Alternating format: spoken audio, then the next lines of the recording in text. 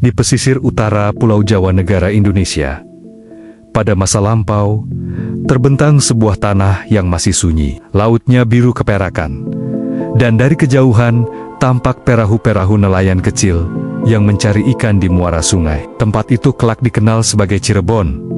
Tapi pada masa itu, belum ada nama yang melekat. Hanya hamparan rawa asin dan perkampungan nelayan sederhana. Konon, orang-orang yang menetap di sana adalah para pelaut dan petani garam.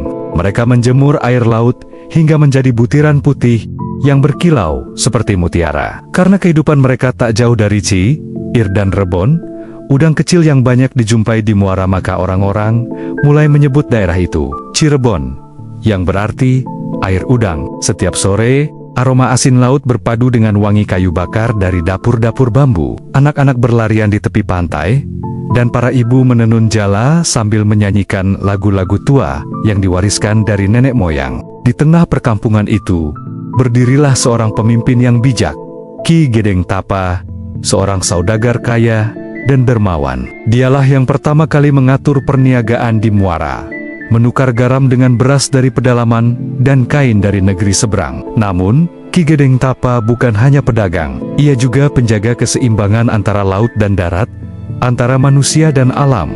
Ia percaya bahwa suatu hari, tanah rawa ini akan menjadi pusat kehidupan yang ramai. Tapi beliau belum tahu bahwa takdir besar sedang menanti lewat kehadiran seorang pemuda yang kelak mengubah segalanya. Brata, yang kelak dikenal sebagai Sunan Gunung Jati. Suatu pagi yang teduh, ketika kabut tipis masih menari di atas air muara, tampak seorang pemuda berjalan perlahan dari arah timur. Pakaian yang dikenakannya sederhana, namun sorot matanya tenang, seakan menyimpan lautan pengetahuan. Orang-orang kampung menatap heran, siapakah gerangan pengelana itu? Ia memperkenalkan diri dengan suara lembut, "Namaku Brata, seorang pengembara yang mencari ilmu dan kebenaran." Ki Gedeng Tapa menyambutnya dengan ramah. "Selamat datang di tanah air dan garam, Nak Brata. Di sini, orang hidup dari laut dan tanah asin. Tidak banyak yang singgah, apalagi membawa semangat seperti engkau." Brata tersenyum. Ia segera membantu warga menimba air, memperbaiki jala, dan bahkan mengajari anak-anak membaca huruf Arab yang baru ia pelajari dari guru di seberang laut. Orang-orang kagum. Pemuda itu bukan sekadar pengelana, tetapi juga pembawa cahaya pengetahuan dan kasih. Dalam waktu singkat, Brata menjadi bagian dari perkampungan. Ia tinggal di rumah Ki Gedeng Tapa dan sering berdialog hingga larut malam. Mereka membahas alam, perdagangan, dan juga ajaran tentang ketuhanan yang esa. Dari percakapan itu, Ki Gedeng Tapa mulai merasakan sesuatu yang dalam. Kedamaian yang berbeda dari segala kekayaan duniawi yang ia miliki. Suatu malam, di bawah cahaya bulan perak, Ki Gedeng Tapa berkata lirih, "Nak Brata, laut ini luas, tapi hatimu lebih luas. Aku percaya, kelak engkau akan memimpin tempat ini menuju masa depan yang agung." Brata menunduk hormat. Dalam hatinya, ia tahu, ombak tak hanya membawa garam tapi juga takdir. Hari-hari di perkampungan itu mulai berubah sejak kedatangan Brata. Ia tak hanya mengajarkan huruf dan doa, tapi juga menanamkan nilai kerjasama, kejujuran, dan kasih antar sesama. Di bawah bimbingannya, anak-anak menjadi rajin belajar, para pemuda bersemangat memperbaiki perahu, dan para pedagang mulai bertransaksi dengan adil. Brata sering berkata, "Rezeki itu seperti air laut, tak pernah habis, asal tidak ditimbun sendiri." Ucapannya sederhana, tapi menggugah hati banyak orang. Suatu hari, ia mengajak warga menanam pohon di sepanjang tepian pantai. "Jika kita menjaga bumi," katanya, "maka bumi akan menjaga kita." Dari situ, kampung yang dulu gersang mulai menghijau. Rawa-rawa ditata menjadi tambak udang dan garam yang lebih teratur. Kehidupan perlahan makmur, dan para pelaut dari berbagai daerah mulai singgah untuk berdagang. Lama-kelamaan, nama Cirebon makin dikenal. Tak hanya karena garamnya yang putih bersih, tetapi juga karena masyarakatnya yang ramah dan jujur. Brata menjadi teladan, tapi di balik ketenangan wajahnya tersimpan tekad besar, menyebarkan ajaran tentang kebenaran dan tauhid ke seluruh tanah Jawa. Suatu malam, setelah menunaikan syalat di tepi pantai, Brata bermimpi. Dalam mimpinya, ia melihat sinar terang memancar dari puncak gunung di barat laut, seolah memanggilnya. Ketika ia terbangun, hatinya bergetar. Itulah pertanda perjalanan berikutnya akan segera dimulai. Gunung itu, gumamnya pelan, akan menjadi saksi bagi lengka dakwah ini.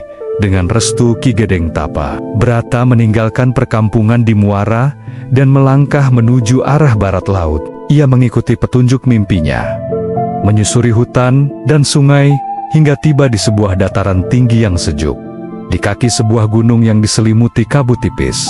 Gunung itu dikenal oleh penduduk sekitar sebagai Gunung Jati, tempat yang diyakini suci dan penuh ketenangan. Brata berhenti di sana, menatap ke arah laut. Dari puncak gunung, ia bisa melihat seluruh garis pantai, kampung-kampung nelayan, tambak garam, dan perahu-perahu yang menari di ombak. Ia berlutut dan berdoa, memohon petunjuk kepada Tuhan.